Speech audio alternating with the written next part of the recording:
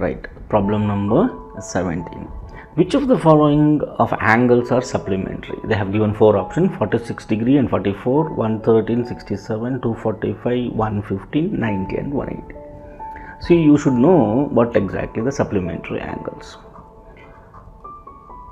Right? Supplementary angles. Supplementary angles what? If the sum of the two angles is 180 degree. Sum of two angles is 180 degree, then that is called as supplementary. Now by checking out this, see 46 and 44 is going to be 90, which is more than 180. This is also more than 180.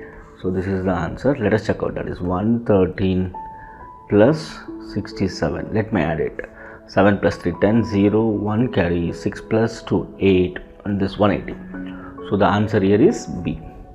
The supplementary angles means what? The sum of two angles is 180 degree.